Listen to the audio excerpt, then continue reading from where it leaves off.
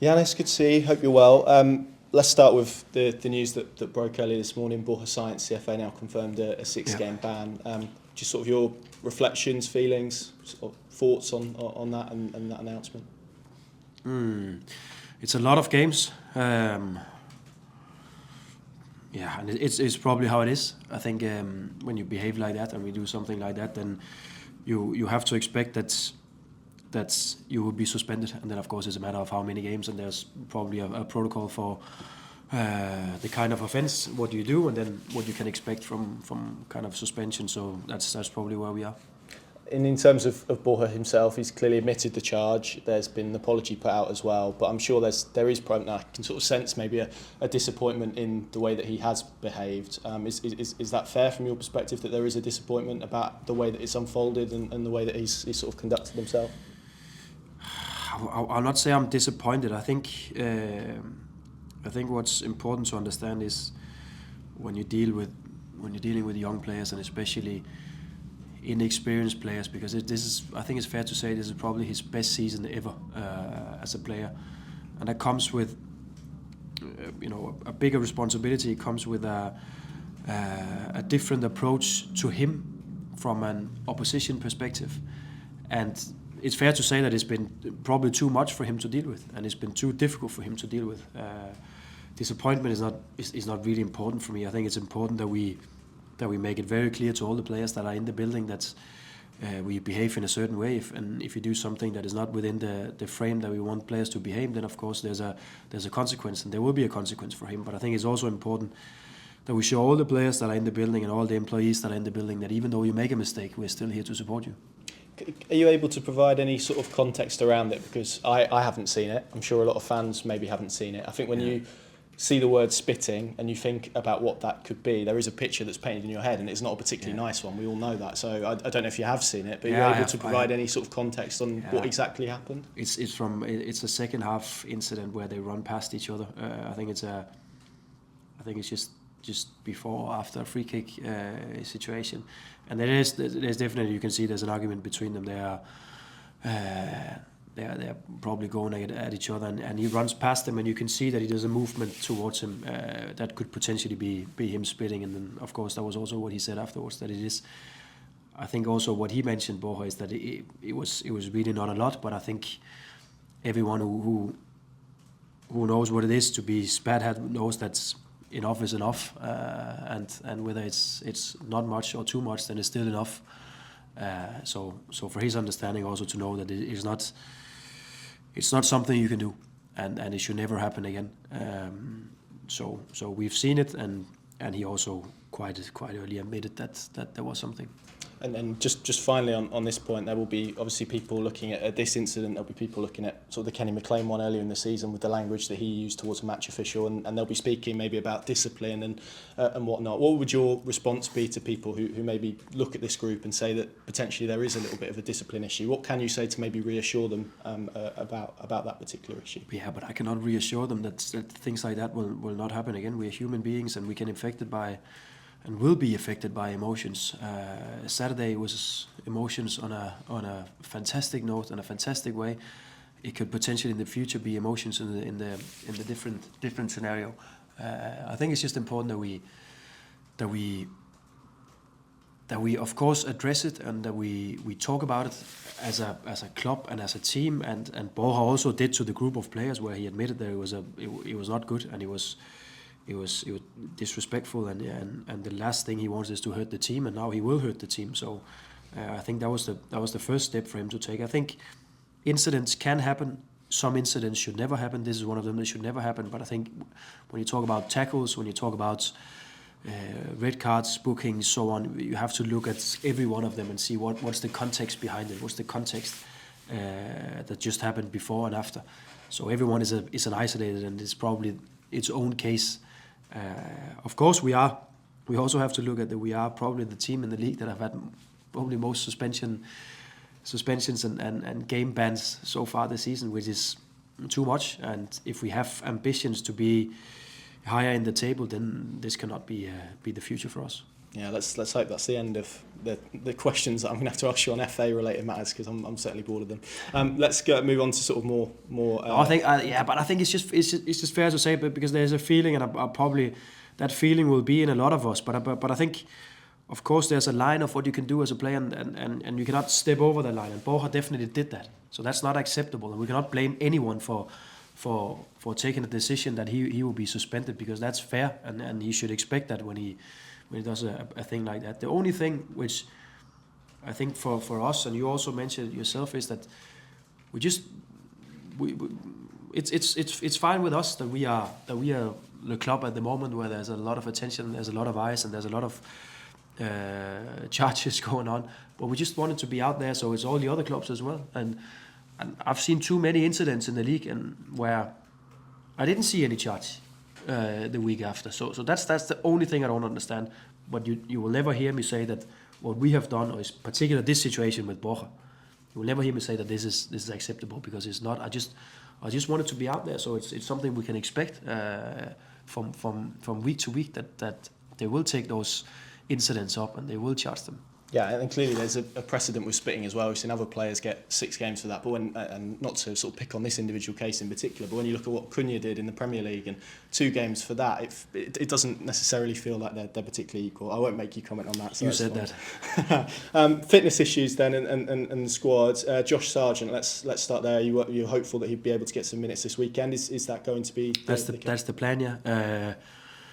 Still not too many, because we still have to be careful, but he's looking good, and he's training with the team, and he's been training the whole week, and he's really looking good, and I think he's excited to be back with the group again. So that's really good for us. It's good news. So he will be around the team tomorrow, and then I think a little bit based on how the game goes and what's important for us and what's needed for us in the game, then I think we can bring him on for the last probably 15 minutes. Yeah, I know you've spoken about him previously, but how carefully are you going to have to build him up again? Because it has been a significant period of time that he's been out. He's had surgery as well. We know they're not easy to come back to. So, and I'm sure there maybe is an expectation for some that he just drops in and he's going to be able to go and get goals again. But you're going to have to manage his minutes and sort of ease him back into it, aren't you? Yeah, we have to. I think we have been careful. I think the job that has been done with him has been really good and effective as well. But it's not like we just put him out there on grass for one day and then bring him to the team. No, it's been building up, and it's been following a very clear plan. So I think everything has been well. So it is. We're not doing anything stupid here to put him on tomorrow. Then we will definitely not do it. So that is also a part of that plan. So of course the expectations is always a little bit difficult for a player to just come in again and after 8 weeks, something like that, to be able to perform on the highest level again. That will probably take some time, but just knowing him as a person and also his physical level, I think we can expect quite a performance already from the start. But of course, the last bit of it, the sharpness, the small details in the game, that will take some games. I'm sure there's already quite a lot of positivity and good energy in the group from what happened last weekend. But seeing him return and get him back on the grass, does it give those players in there a boost? Because I'm sure it certainly does to supporters, and I'm sure it certainly does to you. So do you see that when he steps out, that there are players that are boosted in terms of their mood and confidence levels? I think it depends on who you ask, because of course there's also some players in positions up front where they start thinking, now I have to be really on top again to make sure I will play. But it's good. It's exactly how we want it to be. There's competition in the group. We have good players, and we have maybe even more important, we have different kinds of players who can cover that 9 position in different ways, who can cover the winger positions in different ways. So I think it's for all of us in here. It's very good. I think Gabe Forsyth you mentioned as well potentially for this game. Is that going to be the case, or a bit early? No, a little bit too early. He had an injection last week and is still recovering. So I think to put a return to play date is probably too soon for us. But he's looking better, but he's had a little bit of a setback. He still felt something in his knee when we tried to take the next step with him in the rehab. So we had to take a step back, and we had to give him an injection again, and then see if we can get him out of on the grass again. What about the rest of the squad? How are we looking in terms of Sorensen and Gibbs, and I guess any of those other guys who have been involved? Is there any sort of issues heading into this weekend as well? Yeah, Sorensen is still, that will be a couple of weeks still. Gibbs, again, a little bit difficult to put a return to play date on him, because we especially with him need to be very careful, because it's the third time now where there is something going on we have to be careful about, and we have to build him up properly. Not that we didn't do that last time, because I actually think there was a lot of good work being done, and we even had a guy sitting close to the players warming up before he came on to make sure that he had a proper warm up and stuff like that. But of course, incidents can happen no matter what, and how well prepared you are, it doesn't take out the risk. So we just have to do everything as good as possible and make the perfect plan for him. But I think it's too early to put a date on when he can play again. In terms of the rest of the squad, are there any sort of fresh issues heading into this weekend? No. So the consideration will only be about game load and minutes for some of the players who have played a lot. So there will be some rotation. It's a good couple of weeks for us, because we have had a very good week of training with very intensive training sessions and taking a step further in the way that we want to play, and we can have another good week next week. So we also have to take that into consideration, that we need fit players for the training days. But of course, the game is important tomorrow, and we'll put on a competitive squad. So that's of course also the plan. Just a couple on transfers. Anis Ben Slimani, I think there's been some quotes from Chris Wilder speaking about some talks over making that move permanent. You obviously had an option to do that anyway. Obviously not done yet, so I know it's not in that context, but maybe can you talk a little bit about why you'd be keen to do that at this stage? Because obviously you could wait until the summer, so why is there potentially maybe that urgency to get it done in this month, if that is the case? You can tell us otherwise, of course, if it's not.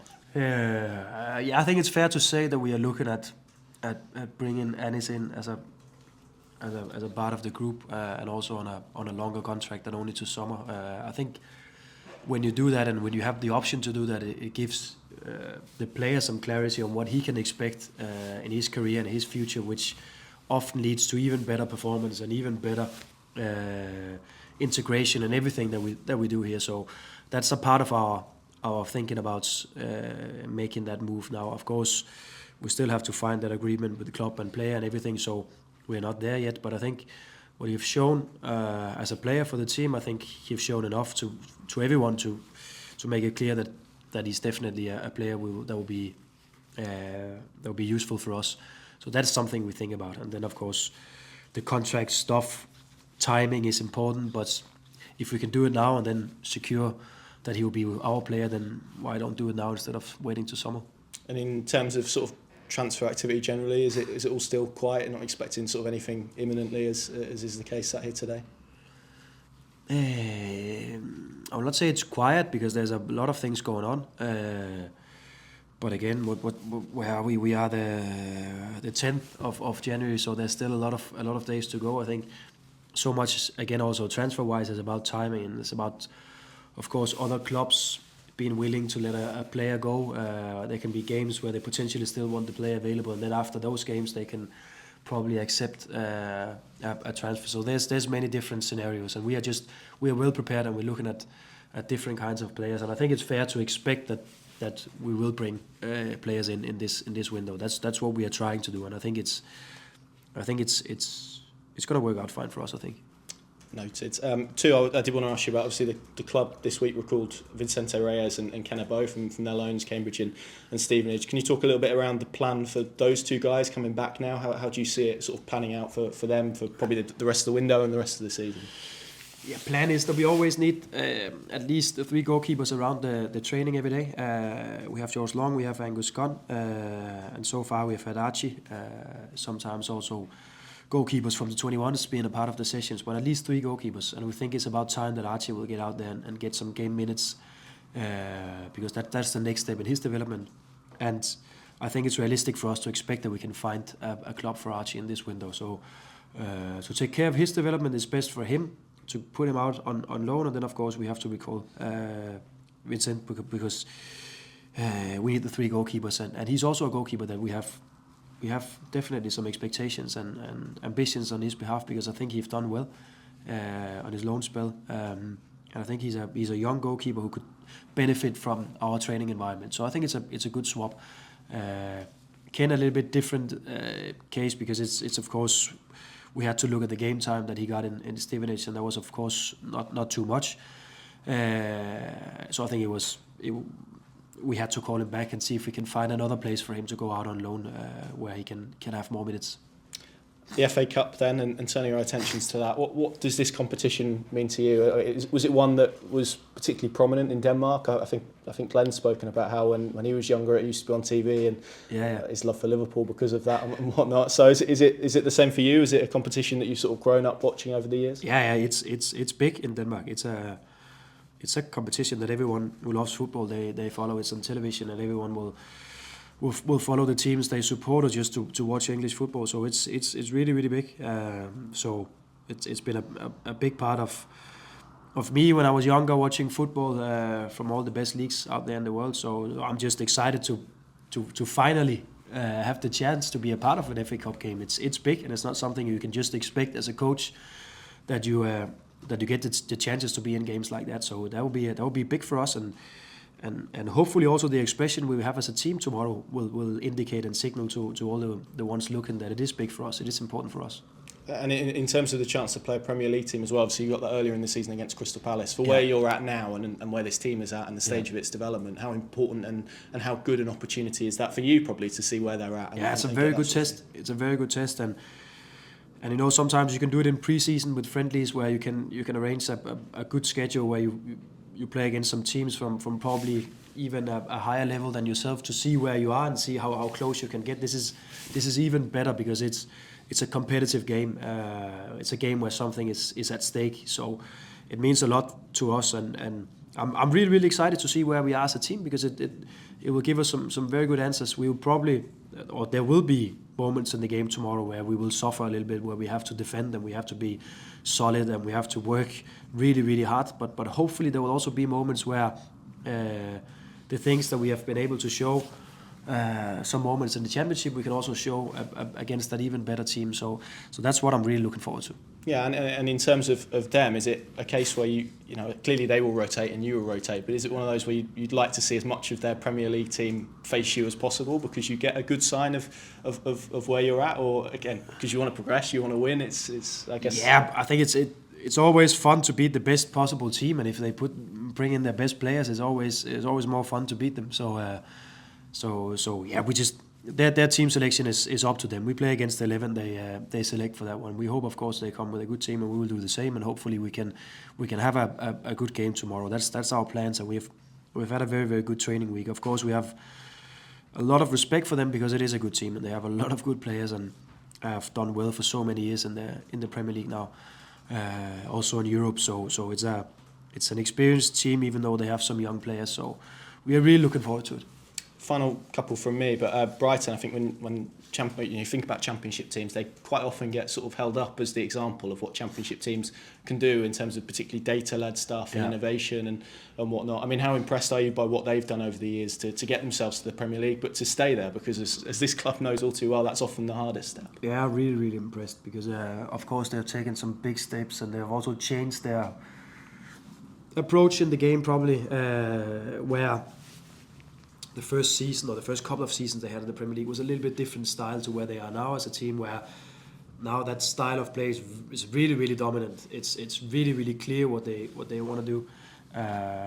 Probably De Zerbi took the first steps in building that. Graham Potter was also a big part of that. So that was probably the first steps, and now a third coach bringing ideas from his time in Germany, and see if they can mix that together. And I think they have a good balance in the team. I think they can press, and they can build up the game, and they can run, and they can score goals, and they can create offensive collective patterns. Sometimes they can create chances by just 1v1 players. So I think they have a lot of opportunities, and I'm really impressed with the steps they've taken as a club. And it seems like, just from outside, I don't know that well, but just from outside looking at that club, it seems like it's deliberate. It's something they have planned for. It's a clear strategy that they have followed, and that's a little bit what we also try to do here, where we try to put the emotions a little bit aside and look at the strategy, look at the steps that we take as a club and as a team, and then hopefully be sustainable on the long term. So definitely an inspiration for us to follow. And finally, obviously, the big change in this competition compared to other years is the fact there's no longer any replays in it. We had a replay last year against Bristol Rovers. I mean, I don't know if you've got any sort of major opinion on that, but in terms of having a clear game where you know on the day it's decided, does that work better for you, having extra times and penalties? It's okay. You play enough games, it is, right? Yeah, it's okay. It's okay for us that should it be a draw tomorrow, that will be decided tomorrow instead of having another one already in our busy schedule. So it's fine for us, because what we also need as a club and as a team now is training weeks where we can keep on implementing the way that we want to play, keep on repeating some of the stuff that we do. And like I said to begin with in this press conference, we have had a very, very good week, because we have had a lot of days to really dig into details and keep on working on the stuff that we want to do. I don't think we're even close yet to where we want to be with this team. So to have those weeks like we have had this week and also next week is really important for us and really fantastic. So I don't need one more game. It's fine with me that it's decided tomorrow. Good stuff. Thanks, Johannes. Good luck tomorrow. Thank you. Thanks, Connor.